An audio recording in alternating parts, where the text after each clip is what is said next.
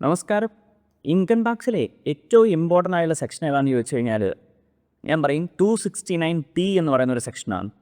അതായത് ഇന്ത്യ മഹാരാജ്യത്തുള്ള എല്ലാ ആൾക്കാർക്കും ആപ്ലിക്കബിൾ ആകുന്ന ഒരു സെക്ഷനാണ് 269T. അതെന്താണ് പറയുന്നത്? നമുക്ക് ഒരാളുടെ കയ്യിൽ നിന്ന് ഒരു ദിവസം 2 ലക്ഷം രൂപയിൽ കൂടുതൽ ക്യാഷ് മേടിക്കാൻ പറ്റത്തില്ല. ഒരു ട്രാൻസാക്ഷൻ്റെ മേലിൽ 2 ലക്ഷം രൂപയിൽ മേലിൽ ക്യാഷ് മേടിക്കാൻ പറ്റത്തില്ല. ഒരു ഇവൻറ്റുമായിട്ട് ബന്ധപ്പെട്ട് നമുക്ക് അക്സെപ്റ്റ് ചെയ്യാൻ പറ്റുന്ന ക്യാഷ് എന്ന് പറയുന്നത് 2 ലക്ഷം രൂപയെ പറ്റത്തുള്ളൂ.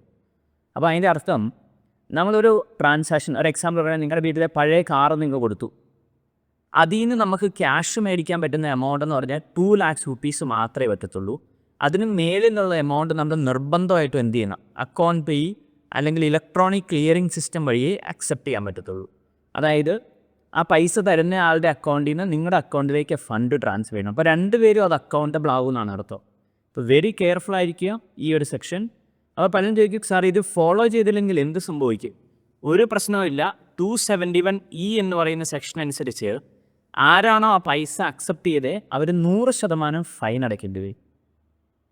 അതുകൊണ്ടാണ് നിങ്ങൾ പലപ്പോഴും ജുവലറിയിലൊക്കെ പോയി കഴിയുമ്പോൾ 2 ലക്ഷം രൂപയിൽ കൂടുതൽ പർച്ചേസ് ചെയ്യുമ്പോൾ അവർ ക്യാഷ് മേടിക്കില്ല എന്ന് പറയാനുള്ളൊരു കാരണം.